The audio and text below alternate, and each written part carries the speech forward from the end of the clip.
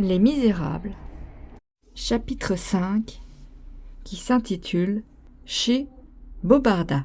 Les montagnes russes épuisées. On avait songé au dîner et le radieux huitain.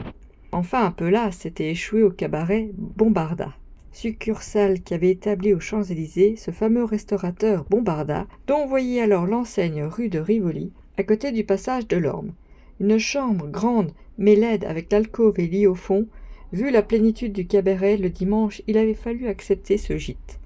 2 fenêtres d'où l'on pouvait contempler, à travers les ormes, le quai et la rivière, un magnifique rayon d'août effleurant les fenêtres. 2 tables, sur l'une, une triomphante montagne de bouquets mêlés de chapeaux d'hommes et de femmes, à l'autre, les 4 couples attablés, autour d'un joyeux encombrement de plats, d'assiettes, de verres et de bouteilles, des cruchons de bière mêlés à des flacons de vin, peu d'ordre sur la table, quelques désordres dessous. Il faisait sous la table un bruit, un tring-trac de pieds épouvantable, dit Molière. Voilà où on était vers 4h30 du soir. La bergerade commençait à 5h du matin. Le soleil déclinait, l'appétit s'éteignait. Les Champs-Élysées, pleins de soleil et de foule, n'étaient que lumière et poussière, 2 choses dont se compose la gloire.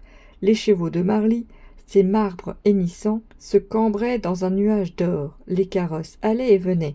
Un escadron de magnifiques gardes du corps, clairons en tête, descendait l'avenue de Neuilly.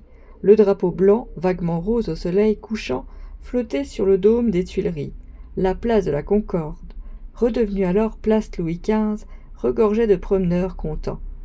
Beaucoup portaient la fleur de lys d'argent, suspendue en ruban blanc moiré qui, en 1817, n'avait pas encore tout à fait disparu des boutonnières.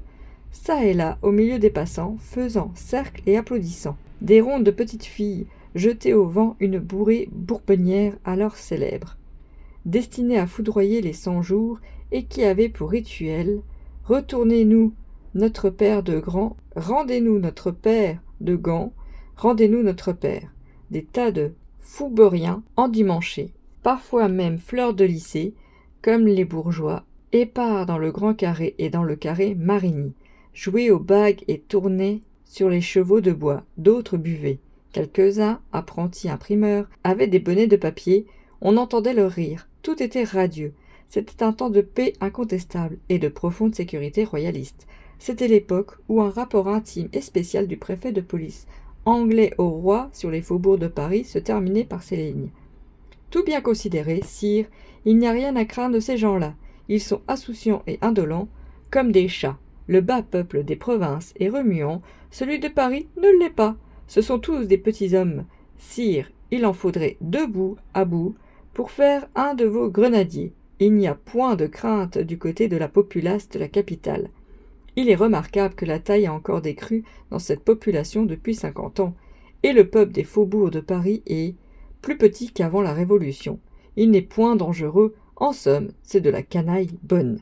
Qu'un chat puisse se changer en lion, les préfets de police ne le croient pas possible. Cela est pourtant, et c'est là le miracle du peuple de Paris.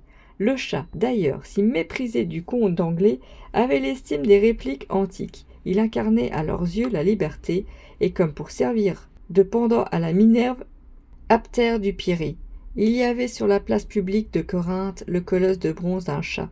La police naïve de la Restauration voyait trop en beau le peuple de Paris. Ce n'est point autant qu'on le croit de la canaille bonne. Le Parisien est aux Français ce que l'Athénien était aux Grecs. Personne ne dort mieux que lui, personne n'est plus franchement frivole et paresseux que lui, personne mieux que lui n'a l'air d'oublier, qu'on ne se fie pas, pourtant. Il est propre à toutes sortes de nonchalance, mais, quand il y a de la gloire au bout, il est admirable à toute espèce de furie. Donnez-lui une pique, il fera le 10 août. Donnez-lui un fusil, vous aurez Austerlitz. Il est le point d'appui de Napoléon, il est la ressource de Danton. S'agit-il de la patrie, il s'enrôle. S'agit-il de la liberté, il dépave. Gare, ses cheveux pleins de colère sont épiques, sa blouse se drape en chlamyde. Prenez garde, de la première rue Grenata, venue, il fera des fourches codines. Si l'heure sonne, ce faubourien va grandir, ce petit homme va se lever, et il regardera d'une façon terrible, et son souffle deviendra tempête, et il sortira de cette pauvre poitrine grêle assez devant pour déranger les plis des Alpes. C'est grâce aux Foubouriens de Paris que la Révolution, mêlée aux armes, conquiert l'Europe. Il chante, c'est sa joie. Proportionnez sa chanson à sa nature, et vous verrez, tant qu'il n'a pas refrain que la Carmagnole, il ne renverse que Louis XVI. Faites-lui chanter la Marseillaise, il délivrera le monde. Cette note écrite en marge du rapport anglais, nous revenons à nos 4 couples. Le dîner, comme nous l'avons dit, s'achevait. Fin du chapitre 5.